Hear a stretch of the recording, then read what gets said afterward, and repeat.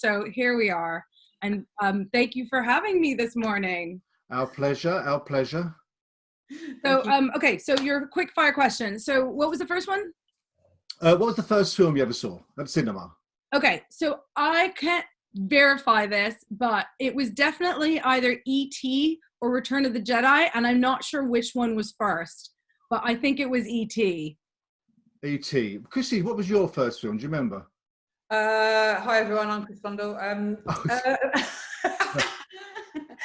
So my first film at the cinema, I have to say, I'm a fair bit older than you to here. However, I didn't go to cinema for quite a long time because I had quite a eclectic sort of childhood, and going to cinema was proper posh.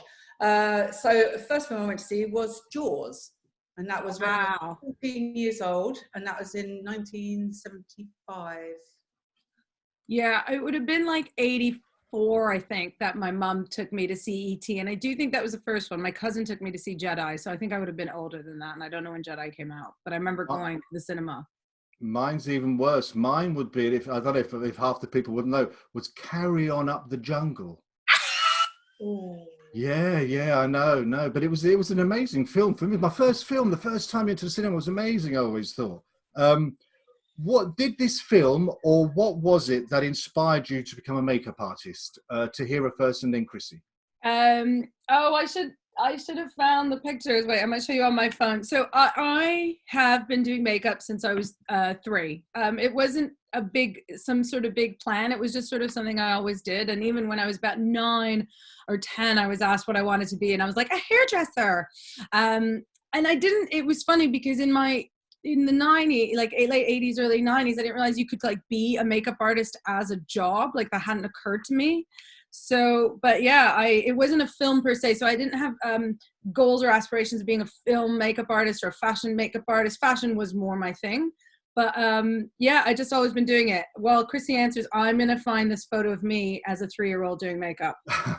Chrissy, what about, was it a film that inspired you? A poster, a pop promo? Well, I mean, it definitely wasn't Jaws. You know what? I don't think I ever kind of thought about going into hair and makeup until much later. It wasn't until I had my hairdressing salon. I mean, first and foremost, I've always been a hairdresser. Self-taught originally. And I mean, it kind of this started years and years back. You know, sort of as I was growing up, I always used to be cutting everybody's hair. You know, from a little kid, really, as soon as I could handle a pair of scissors. And it was only kind of in later years that I kind of had a hairdressing salon, Scallywags, that kind of that moved me.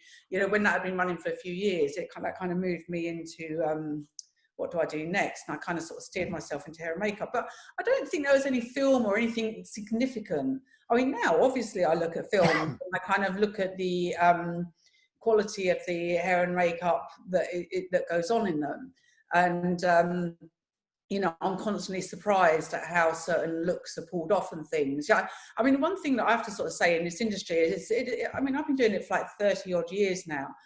And it never, every time that you sort of like watch a film that is high makeup, hair value, prosthetics or whatever, I'm always kind of watching it going, God, how did they pull it off? Could I have read that script and pulled that off as well? Because it's a really, everybody approaches films very differently about how they design. All of us designers are very different in how we deliver our look, if you like. You know, we've all got our own personal stamps, I think, that we put onto things. Well, thank you for this quick fire round, Chris. I know. Oh, wow. That's me doing my godmother's makeup when I was 3. Oh, that's brilliant. Do you remember, Tahira, what your first makeup job was, what you did? I worked in the salon. So I did my makeup course at night while I was in university. So I did university, and then I did makeup at night. And then that summer I got a job at a hair salon that had a makeup counter, and we did weddings and graduations and proms and that kind of stuff. So that was my first job in makeup, but on set came a little bit later. What was the first one on set? Do you remember? Yeah. So I had gone from one salon to another, and the second salon I was working at was with a British guy who lived in North America for a long time, and he had a salon but worked on set as well, not dissimilar to you, Chrissy. So he we would go on set with him sometimes. And the first thing I did was a commercial for like one of the really early cell phone companies. And I remember the phone itself had like a dial and stuff like that. So it was a commercial for a cell phone company. And the first film I did was something called The Art of War with Wesley Snipes. Oh, wow. Wow. God, that's really impressive. Chrissy, what was your first sort of makeup job on theatre, film or TV or which one was it? My first job was in theatre, and it was as a swing on Phantom of the Opera. Wow. And then working with on the Phantom, and it was Dave Willits at the time, who was the plumber who took over from, I think, Michael Crawford. And then my first job, TV-wise, is I got taken on as a London Weekend Television as the first sort of like freelance contractor, and they gave me guaranteed me 3 days a week as sort of a trainee. And so I used to work on a lot of the sketch shows with Christine Cant, a very famous Scottish makeup artist that we all love. Yeah, she's very famous for actually doing sketch shows. Actually, that's what she's brilliant at, and everything else, but sketch shows. So the Mighty Boosh and stuff. What 3 essential products in your kit to Hera? Products. Okay. So I was actually, one of them is not a product, it's a tool. I never leave without my lash curlers. I love a lash curler. I am the beauty girl. I do like my beauty. I'd also say a grease or cream palette of concealer or foundation, but preferably concealer with a really wide range of colors. So from very pale to very dark. So think of any of your standard film brands, that kind of a big mixed up palette would be a really great thing to have and start with. And then I'd say also a grease color palette. You can have, as long as you have your primary colors in there, you can do anything. You can do absolutely anything, bar giant prosthetics that like building anything, but you can make anything work with with just color. Those 2 things. Christine? Oh, well, I'd have liked to have gone first there. It's exactly the same as Tahira. And the grease paint palette is always, I remember when we was putting together the kits at the school, and it is exactly what those things that I was saying. It's the grease paint palette, the Dermacolor palette, and, a really good sort of like shadow palette or something. It's palettes. It's having a few good palettes. I mean, that doesn't include brushes and things, does it? Because it's saying vital things with sort of say, IPA and things. But yeah, I would say 3 really good palettes. And the last of these kind of quick fiery ones is there a director or costume designer that you would desire to work with that you haven't? Christine? No, Tahira, I'm going to throw this one to you. Do you know what? It's actually more a costume designer thing. The 2 would be Jenny Bevan and Alexandra Byrne. So Alexandra Byrne, also because my husband just worked with her and she apparently is super nice, but I just enjoy some of the choices she's made in her smaller film. There's this woman I know who is a professional knitter, and Alexandra had Saoirse in like knitted chainmail for Mary Queen of Scots, which I think is such a cool idea. And Jenny Bevan apparently is really good fun and really nice. So there you go. Christine? I mean, I've been very lucky enough to have worked with both of those costume designers, and I vouch they are very nice, both of them. I did Finding Neverland with Alexandra and Jenny Bevan Sherlock films. Yes, of course. Yeah, they're great. And I would say I would love to work with Sandy Powell. I've never worked with her. I'm a big fan of her work. And if I was to say sort of why, I think because it's her madness of colour choice. She kind of she's not scared to put stripes with different tie-dye things. I mean, it's just her whole. She's not scared to mix things up. She's not scared of colour, and I think it'd be very much fun. I love The Favourite that she did, and I kind of sort of well, I mean, I love all of the films that she does. Gangs of New York. I love that. You know, it's everything she does is a bit of a visual feast. And I mean, Colin Atwood's a bit like that as well. You know, they're very, you know, they've got a very good eye. I mean, I'm really lucky. I work with incredible costume designers all the time, and you know, we work very closely with costume designers. You know, so that's one thing I didn't know actually before we started the academy, that the close relationship between costume and makeup is paramount, really. Yeah.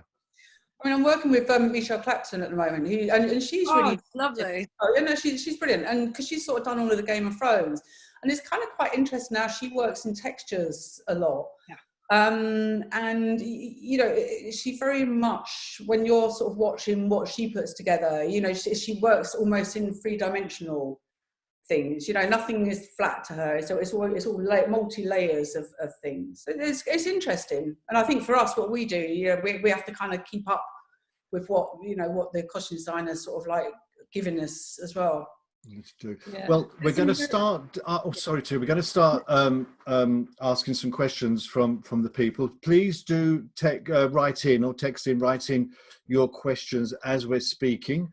The first one is for Nisa, who I'm 29 and still a massive beginner. Do you think I'm getting too old to try and start working as a film makeup artist, as I'm still not qualified yet? Who first? Christine. Lisa, I think, firstly, I don't think you're old at all. Not in the least bit old. I mean, it's a very hard question to answer, because I'd need to know more about your background, like what your actual experience is, what you've been doing. I'm not really sure where to go with this. It's like, have we got any more information than that, Pete? Not from the question, no, but not what. But I think she hasn't done a course. I think, and she's, you know, so she needs to train. If she, I suppose, is it too old to start training? I dare say. Oh, okay. Definitely not too old to start training. And I think if you haven't done a course, I think that you definitely need to look into kind of sort of doing something along those lines. I think the more that the industry progresses, the more that we're kind of expecting people to have covered some form of a course. Partly, you know, also that's how you get your contacts and things, but it's also knowing what is entailed. A lot of people don't really understand what we do as makeup artists. And I think kind of sort of trying to get into an industry, you have to know a little bit about it. Tara? Yeah, so I would say absolutely you're not too old. If we, you know, think back to Monica, who we know and love dearly, who I've messaged. I mean, I found her via CBMA to work with me, and she had retrained in her late 30s with you guys.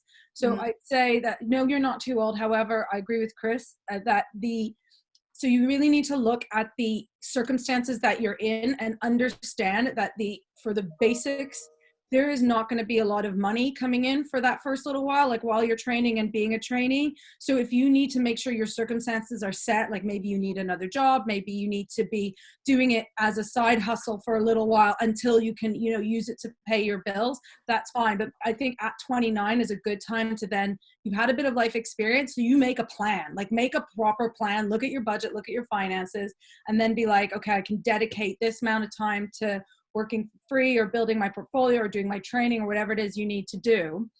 But understand that there's going to be a real financial, you know, I don't know if you live on your own or whatever it is, that you're going to need to make sure that that part of you is set and is okay. There are the older you are, the more financial commitments you have. Forgive me, Monica, I think Monica was 40 or 41 when she did the course. So 40, 41, and we've had quite a few mature students coming to do the course and going off to do really, really well, Nisa. So I wouldn't say you're old at all. That leads me to the next question from Imani from Pakistan, I think. Would you suggest a trainee has another job alongside whilst looking to try to break into the industry? So it kind of we answered that a bit, didn't we? Yeah. Well, I would say that I often say, even I've said it in your classes, because I do a lot of that intro to makeup, where having another job is often a necessity. It's not just about, like, it's not frivolous, but if you can keep it within the industry in some way or another. So maybe it means working at a hair salon and getting some experience in hair. Maybe it means working at a makeup counter and just, building your skills working with the public. So if you can have that other job that is somehow related to the industry, or working in a wig shop or a wig house or a special effects studio, then that's great, because you're still immersed in the environment and the language of everything that we're doing. But again, those first few years can be really tough. Christine, anything? Yeah, well, I would totally agree with Tahira. I would say it's so dependent on your financial situation. I mean, every person is going to be totally unique to how they can deal with this. But you do have to, as Tahira said earlier, you have to kind of give yourself a plan of where you want to be in 2 or 3 years' time. And if you was to get to have another job, I mean, a lot of the people who do the course are doing evening jobs or doing weekend jobs. I mean, hairdressing is a great one, because you can go and do haircuts as you're training, and you can kind of very much negotiate what hours you're going to do. I think the main thing is, if you're investing in doing a course or changing your career into what we do as a film, makeup artist, TV, whatever. But if that's what you're wanting to do, and you're going to need to financially support yourself as well and work alongside it, it's really finding a job, again, as Tahira said, that will accommodate you and what you want to do. The job basically has to know that your priority is going out, and if a job comes in at short notice, that you can go and do that. It's really important in the first couple of years of doing makeup that you're not turning down work, whether it's paid or unpaid, or if you're getting expenses. Because even if you're not getting paid, you might be going out and shadowing somebody that can really offer you something like fantastic for your, or they might be a fantastic makeup artist. It might be a fashion show or something. It's really important to be able to do those. We do a lot of free work at the start. I mean, now we kind of get expenses, which is good, but it's got to be a job that will accept you doing that. And believe me, there are jobs that do, because a lot of our guys do it. Yeah, and I'd say actually in the past, I'd say 3 to 5 years, there's also been quite a lot of a shift to, like, people who can work online from home and flexible hours. So if there's some sort of, I don't know, like data input, something that is just going to pay the bills. So maybe you make yourself a schedule work a couple of nights a week, you're doing that job. So you have to turn down free work as something else, but you make yourself available and free, I don't know, Wednesday, Thursday, Friday, Saturday. And if something comes up, you are available, but your side hustle is making sure that your bills are paid and that you feel safe financially, because that will happen. And something that's flexible is always a great idea. Okay, we have a question from Charlotte here. I understand that hairstyling and makeup often come hand in hand on set. How important and how common is it for a makeup trainee to also have barbering and cutting skills in addition to styling?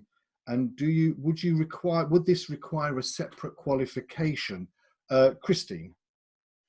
It doesn't, as a trainee. I mean, it's great if you have got hairdressing experience. It's really good. If you come from a hairdressing background, you're always going to be easier to place in the industry, because everybody wants people that are competent as hairdressers. You've also got over the first hurdle that we're trying to train people to do, which is to be within somebody's personal space. And it's the same with beauty. Anything that if you're coming in from any of those sort of backgrounds, it's good. It's definitely not essential, because you are ultimately going to be a trainee. If you're talking about doing other, like, barbering courses as well, I think they're a good idea to do if you can and if you can afford to do them. I think the thing to do is kind of sort of dependent on what your ability is after your course. Some people are really natural hairdressers. It's like some people are really, we can sort of like train people in the school, and people come in having no experience of hair or makeup, and they've just got this creative flair that is kind of incredible, and some people are just really, really easy to teach hair. and likewise with makeup. So it's very dependent, really. It's always useful to have. Listen, as many skills as you can bring to the table, it's great to have, but it's not essential to be a trainee. The one thing that is essential is your attitude. We'll come across that as well. Tahira, a question from Kate. Do you find that once you start getting work as a trainee, does it have a rolling effect and becomes easier to get more work once you've got your foot in the door? I'd say yes, for sure, but it depends on what's going on in the bigger picture of the industry as a whole. So you can have a really great 6 months to a year, and exactly that, maybe you end up in a big crowd room, which is a great place because now you've met lots of different makeup artists and you've shone and you've stayed in their minds, and now you have this wide access of people. But if suddenly there's nothing shooting that has place for new trainees in the next 6 months, you might just be a little bit out of luck. So yes, ball does roll, but I'm going to tell you right now, it is not a straight line. There is no linear path. I don't think there's a linear path in life anymore, but there is no, this is going to happen, then that's going to lead to that. It does not work like that. The path is long, and it's a long and winding road. And I heard a quote yesterday, sometimes you can't see the light at the end of the tunnel because the tunnel is not straight. And so just bear that in mind. So you're only as good as your last job. Always have your best attitude and your best willingness to learn, because sometimes there are gaps. Sometimes there are gaps, even for seasoned old ladies like us. That's probably true. A question from Laura. What specific skills are you looking for when you take on a trainee? Christine. If I was taking on a trainee for main team, a lot of it is about attitude, about having common sense. Common sense is a huge big thing for me. I always think if I need somebody on the main makeup bus, I've got a week to show them how we like things done. And it's really, and after that, I've got to carry on with doing what I've got to do. And obviously there's people, as a trainee, you're always going to be able to ask questions and things, but I need somebody who's going to pick up quickly what is going on. I need them, for me, I need them to be able to drive. And I need them to have a really good organised sense of self. It's good if they can do the odd spreadsheet. I mean, it's always sort of like things like computer things that I'd rather that they showed me how to do. But a lot of it is attitude. I'd say sort of first and foremost is attitude. I like to see somebody who's sort of like smiling.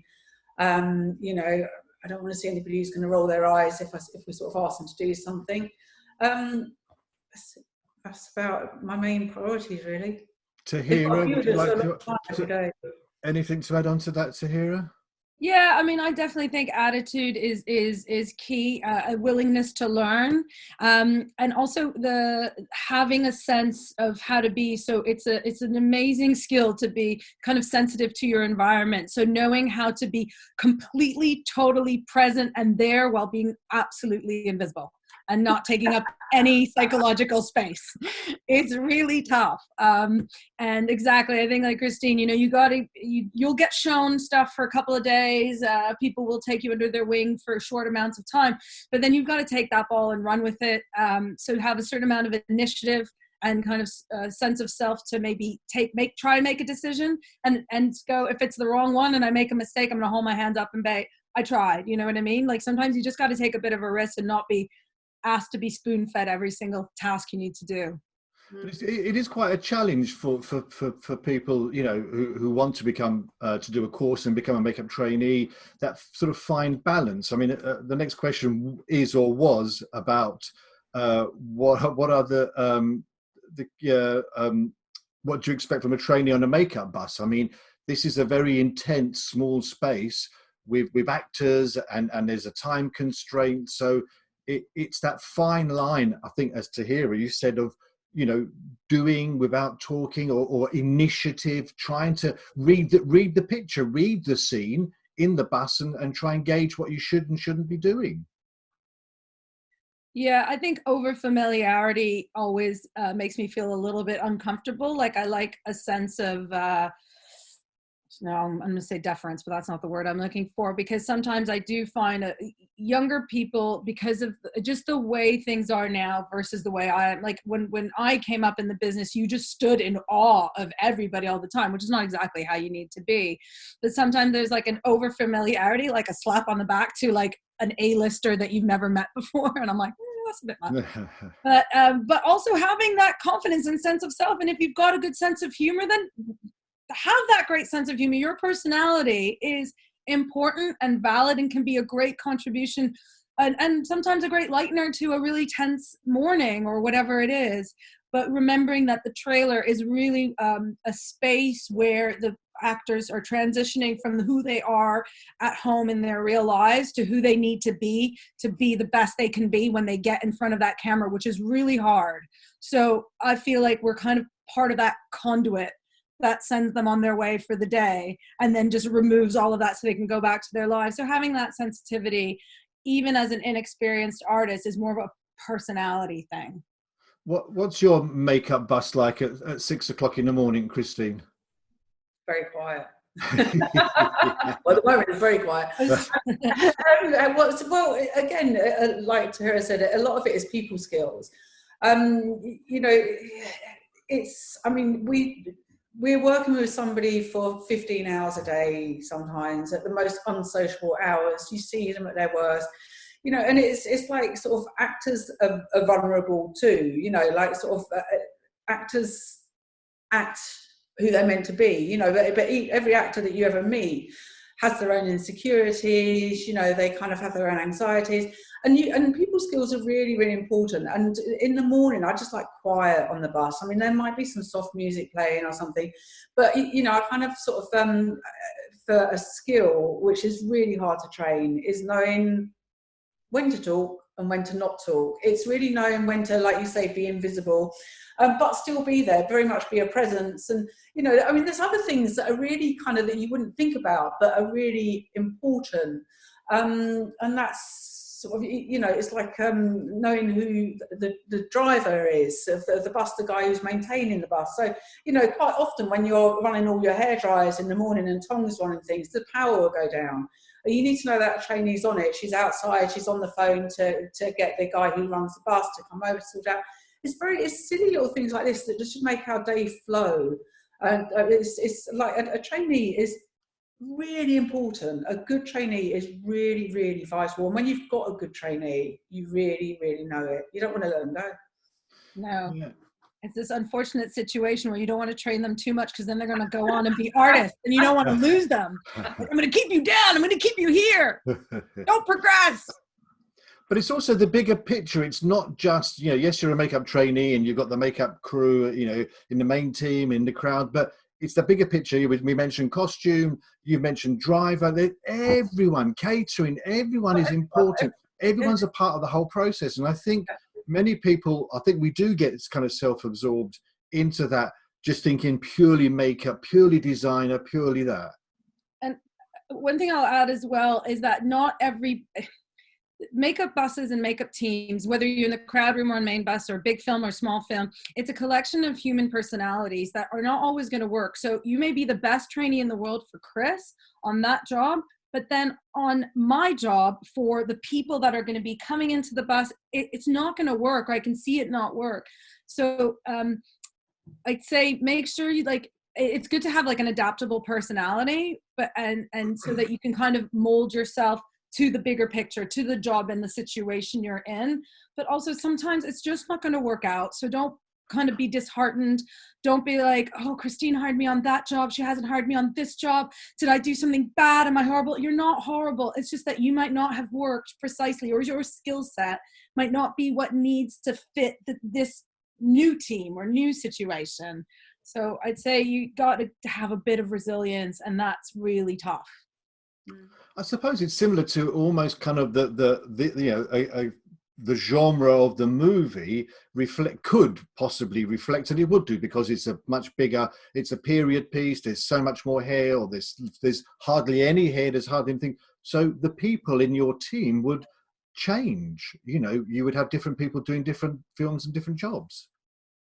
yeah, and also the artists, like the actors. I mean, I was once hired because they knew that the person that would normally take the position that I ended up taking just wouldn't work with the leading person because of the way personalities work, and I was grateful for that opportunity. And then once the next film came around, that person went back to their normal person. I wasn't hired again, and I'm okay with that because it is very much it's sometimes it's that puzzle. Like sometimes you've got to put that puzzle together, or you've had someone as a supervisor usually, but actually this film you think they're going to be great as the in the heading up crowd, because actually who they are is really going to take that role and be great at it.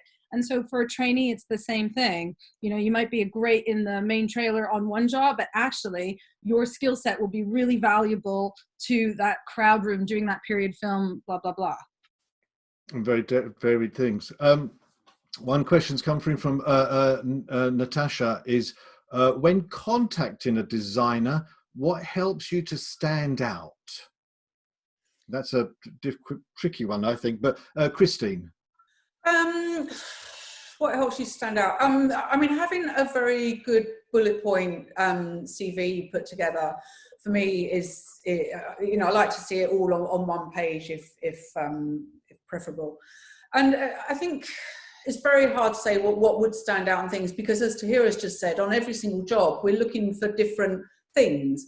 And it's kind of, I mean, I'm kind of in a luxurious position because, you know, we've got the makeup school, so that's kind of where all of our trainees come from, and I've already met them. So throughout the term of the course, there are certain ones that kind of sort of like stick out a bit more than others. You know, it is unfortunate, but that really is the way. You know, you will get some that you kind of really like their personality and like their attitude, and some that surprise you as well. So it's very hard to sort of say what would make your CV stand out, other than to keep it very concise. We don't, I mean, for me, I don't really need to know what you did at school. I just need to know where your passion is now.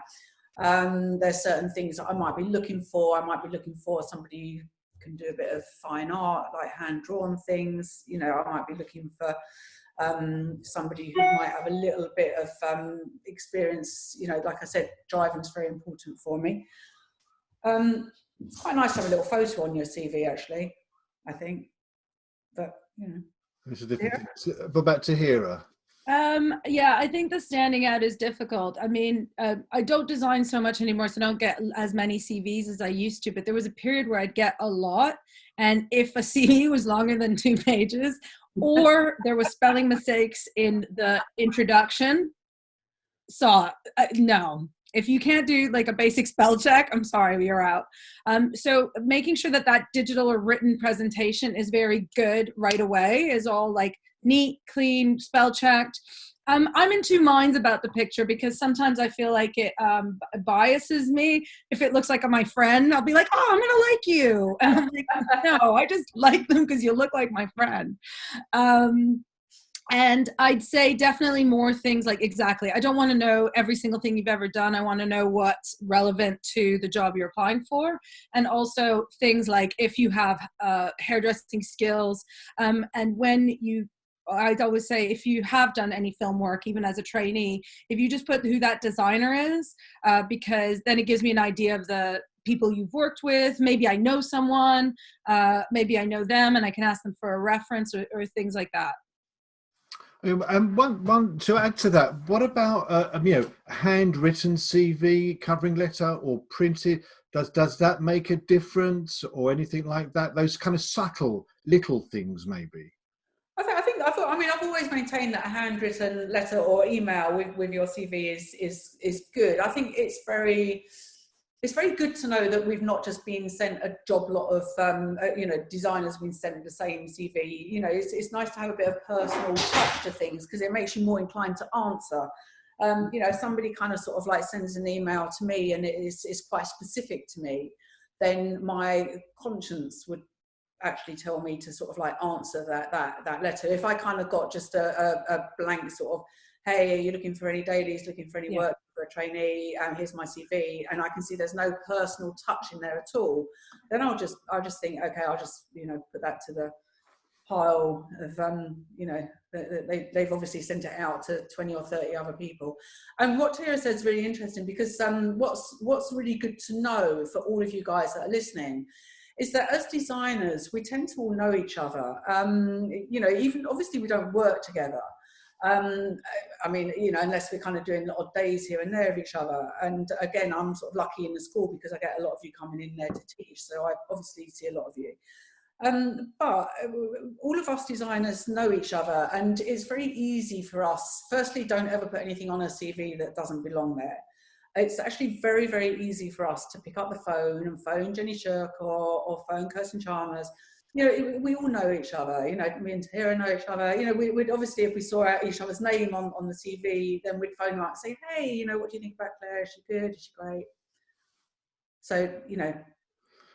We've got a slightly different question now from Francis. I'm starting to look at specialising my skills, and I'm saving to start a course. In the meantime, I'm trying to learn some skills using YouTube videos, etc.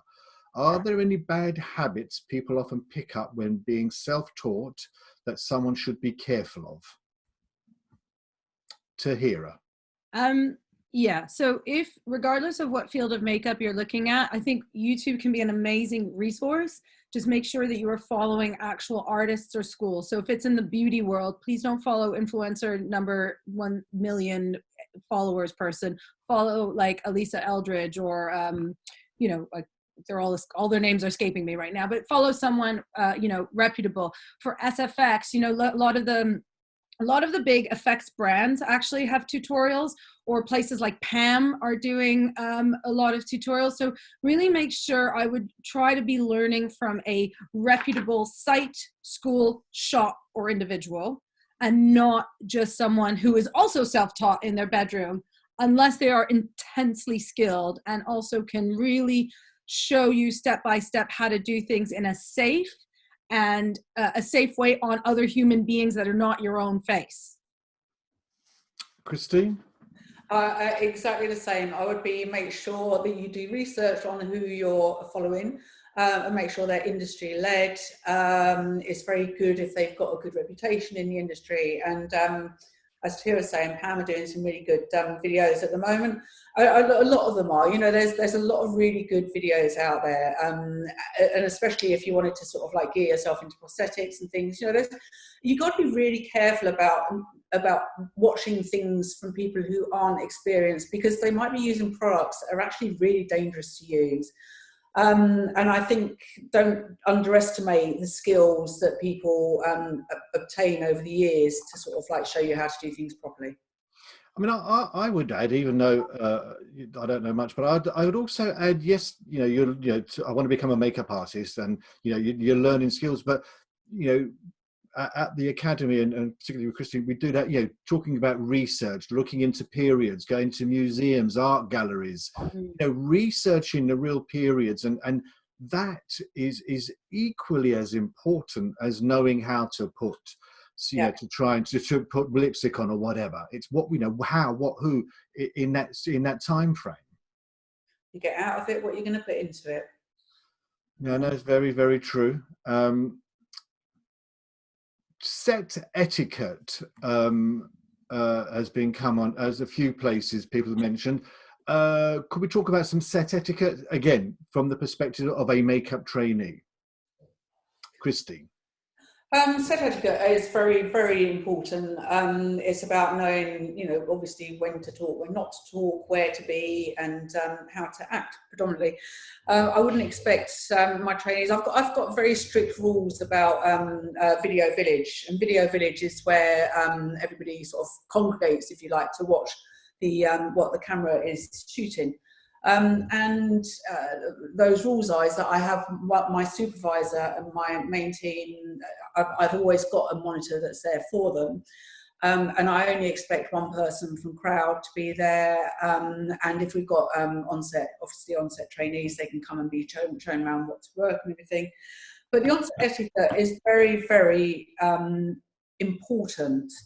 And again, it's that sort of knowing, like being there but not being there.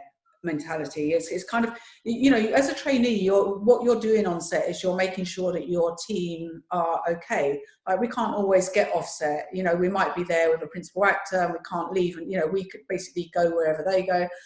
And, you know, lunch might be called, and it's nowadays 9 times out of 10 it's running lunches. So they'll, you know, I expect the trainee to come on as the menus come out and take everybody's orders. You know, we have, I brought all my team on the Nevers, little lunch caddy things, and that just so that we wasn't using up all of the cardboard ones all the time. And I'd expect the trainee to come with those all nice and clean and go and get everybody's lunch, things like that.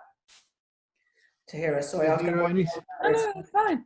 And, yeah, I agree. I think that, I mean, it was funny, but when I first started, me and my girlfriends came up with a like etiquette little checklist to kind of make sure we were helping either any newbies or stuff like that. And I mean, this was a long time ago, but it's very much about learning who everybody is on in base camp land, as you were saying earlier about like the truck guy, and, you know, where the second AD is and where the third AD are and where their truck is, and having that geography mapped out, so that you know exactly every morning, like when something happens, where to go and what to do. And then also on set, knowing like who to be speaking to when you have a question on set that relates and pertains to the department, so that you're not, you know, I remember asking the writer when lunch was on my first film, you know what I mean? So you don't do that. Things like that. But also, again, it's about presence. I think one thing about our job and a film set is that it's a very social job. It's a very chatty, conversant job. And as you know, a lot of us have, you know, crossed paths a million times or haven't seen each other in 10 years. And so it can, our chat, our banter can be very familiar looking. But if you've done it a long time, there's that sixth sense that tells you exactly when to stop talking. Or, like, I'm sure this has happened to a million times, you're already walking towards checks about 40 seconds before someone calls them, and you're standing there and you're ready. So though it looks very social and casual, we're actually not. There's always the little thing that's always on, and it's developing that skill. So remaining quiet, really, on set is a really great way to understand the timings of everything. So even if you do make friends, we're not saying don't make friends. I'm saying maybe keep those friendships off set and like chat later in the day kind of thing. That's a big one for me. Like, I don't mind you being familiar and having friends, but you're there to support the department. Exactly. And you kind of have a conversation that runs on for months because you never quite finish. Yeah. And you've always got, like Terry's saying, you've always got one eye on the actors, and it's like it's incredible how when you're trained as a makeup artist, your brain is always focused on work, and you've got a little tiny bit of your brain is going, oh yeah, no, I'll grab a coffee, thank you, that'd be really nice. You're having conversations like this. It's like they're happening in two spaces at once whilst you're watching your actor. Yeah, exactly. And the endless half-drunk cups of cold tea.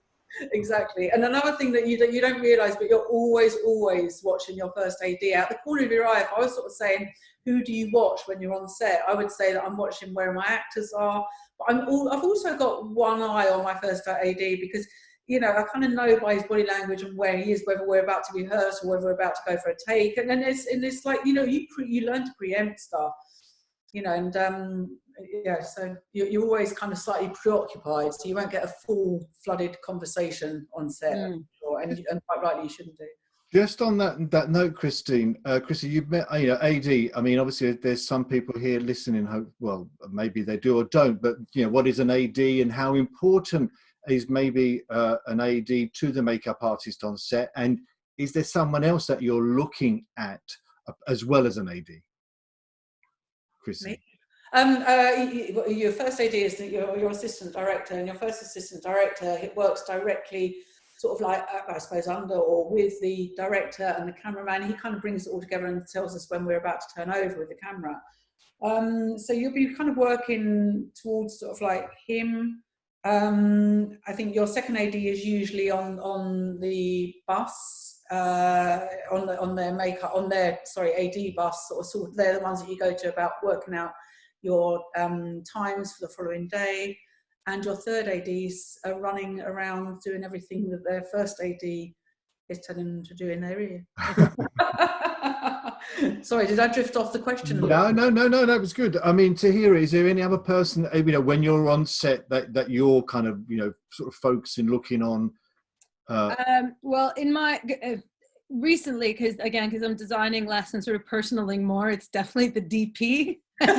And making sure the DP has got my artist's best interests at heart. No, but I do tend to watch lighting. I have to say, especially in recent years, when Video Village is like further and further and further away from the set, I find myself being there a lot less and being closer to the set a lot more, so that I don't have like this distance to travel and hope that it looks good to my eye. And I do tend to watch lighting and framing, because also, say you do have someone with like a very elaborate makeup, or you want that lip to be perfect, or their eye is tearing and you have to watch out for it.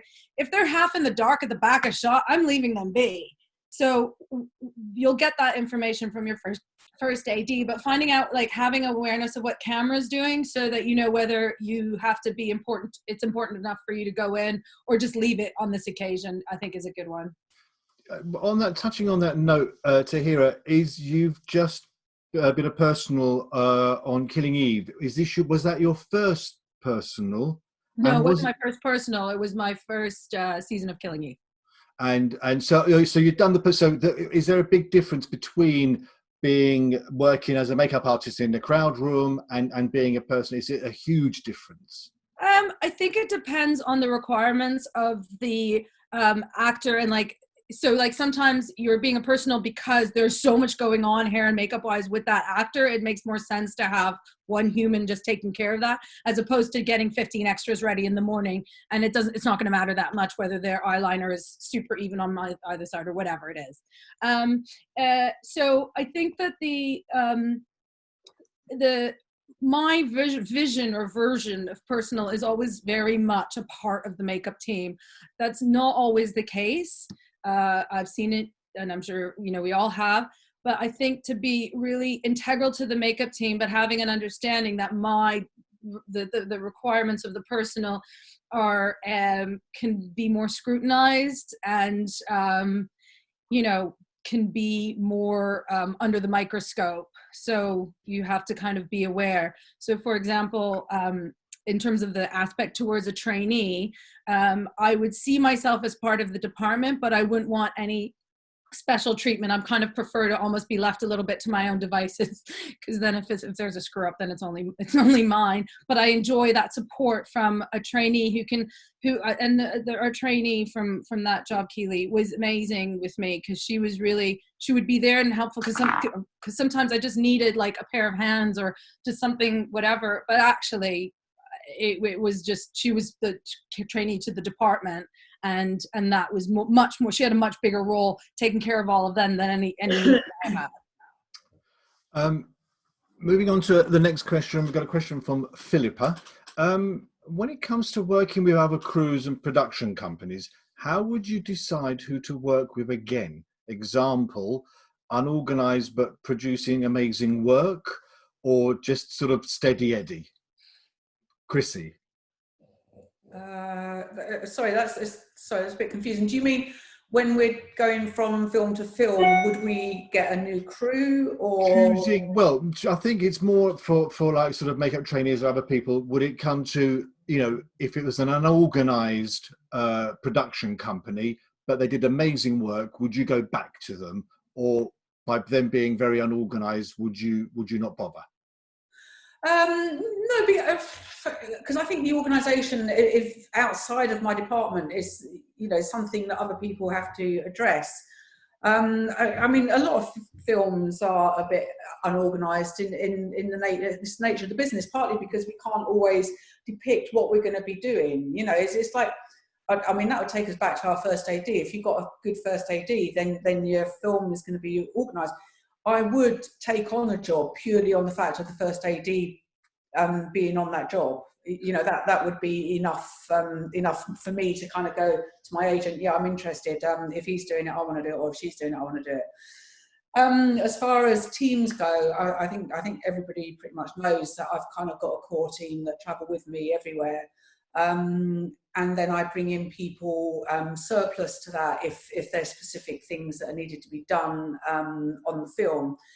you know, and the reason that I use the same core team is because it's knowing who I can kind of be in a trailer with for 15 hours a day, possibly 5-6 days a week. Outside of that, it's you know, the crowd room is a much bigger thing, really. It's a much bigger organisation for people, sort of, for traffic, I suppose. There's one from Emma. Is it acceptable to text a makeup designer that you've never met? Tahira first, if. I personally find it a bit invasive, but I'm a bit old school like that. Like, I'm just a bit like, that's my phone number. My kid calls me on that number. But I totally get that in this day and age, it's fine. So if they send me a text saying, hi, you don't know me, I'm a trainee, may I send you my CV? Then that's fine. If they say, I mean, I have had people send me their CVs like as an attachment to like to a WhatsApp or something, and I'll be like, oh, okay, that's a bit but I guess, you know, for some people that's super convenient. I prefer an email because I feel like I can choose when to read my emails, whereas texts are always coming in. But yeah, I don't see an intrinsic problem with a very clear introduction of, I don't know you, my name is so and so, I'd like to email you my CV, may I email it to you, please?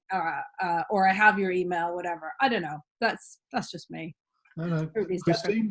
Well, I'm gonna agree with you there. I'm kind of quite funny about my own private sort of telephone, really. Yeah.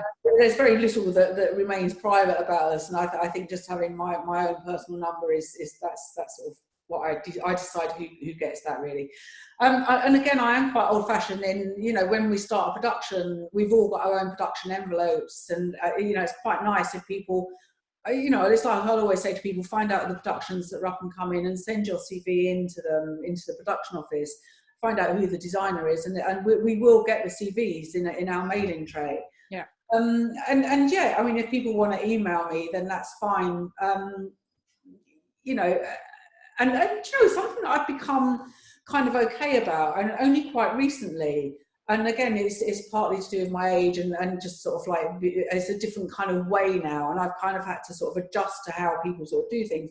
But when people send a link to their, you know, their websites and things, I finally started following the link. And I'm just like, I should have done this years ago. This is brilliant.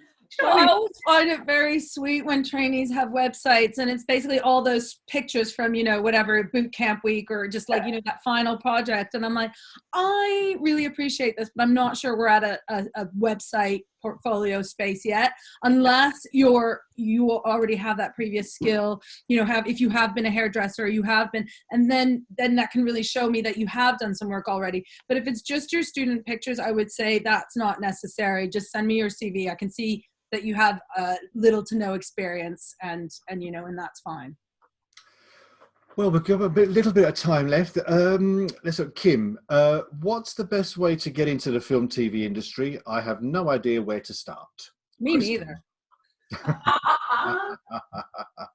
Well, I'm going to have to say do a makeup course. Yeah. That's there one in particular? Is there one? That's not for me to say. I kind of sort of think that things are very. It's kind of sort of interesting, because I know one of the questions that we kind of got emailed was, you know, why did I decide to open up a makeup course? And I'm just going to say this, but just quickly, because I know we are getting low on time, and I think it's a very important thing to cover. But the whole reason that I started up the makeup school is because I didn't think that the training, since the BBC shut their doors and didn't take on trainees, I didn't think that the training was adequate, that what people were getting. And I kind of think that people were being taught things like monster makeups and these great big elaborate things without knowing the first thing about dirtying people down, and you know, just about continuity, and you know, all of the things that I find really, really important for trainees that they should know. So if you're asking about what you should do to get into the industry, I would say look into the schools and do a good makeup course. It's good money, it's money invested. It really is. If you can look at yourself in your 5-year, 10-year plan, and you can work out your career, do it properly, and do it for the long term. Don't try to do shortcuts into it. Tahira, anything? Yeah, I'd say the same. I think you have to have some sort of training, some sort of a film and TV makeup school. So if you have done a beauty course at a fashion school or something, that's great. But I think you will need a film training class. They are similar but different and separate. And as Christine says, you really are. That's how you're going to get your base network. That's how your base network is going to start. You're going to meet the people that you're going to be working alongside that you may be friends with for 20 years. You're going to be meeting the people that can have the potential to hire you. And then it's just a lot of persistence and knocking on doors and calling and sending emails and CVs and just keep going. If you really want it, you're just going to have to keep going. Yeah, I think that is the answer. Just, you know, plan, organize, patience. You know, it's a cliche, patience is a virtue, but it really is. So keep trying to do that would be really good. Yeah, just sort of keep going. Well, thank you very, very much, Tahira. My pleasure. It's been great. Thank you so much for having me. I'm not sure if oh, you're there, Chris. Did you catch it? Did we lost you for a bit? Did we? Yeah. Did I lose you, or did you? Who's in? I thought you'd fallen asleep. No. I'm still here with my little companion. Well, Tahira, it's been fantastic. Thank you so much. And thank you, everyone. I hope we haven't managed to answer all your questions, but we will do so after this. We've got the chats, we've got the questions here, so we will answer them via email and what have you. Next week, we're hoping that we're going to have another Q&A with Loz, the famous Loz, designer for Peaky Blinders. Lovely Loz. And also Nadia Stacey, the award-winning designer Nadia Stacey, is going to hopefully come and do some Q&A with us as well. Lovely, Nat. So there's lots more coming up. So I hope you enjoyed it, and hopefully I relaxed a little bit more. And you two were perfect as usual anyway. Thank you very, very much. Thanks, Tahira. My pleasure. I was going to say, Peter, if there's any specific questions, just email them to me or find me.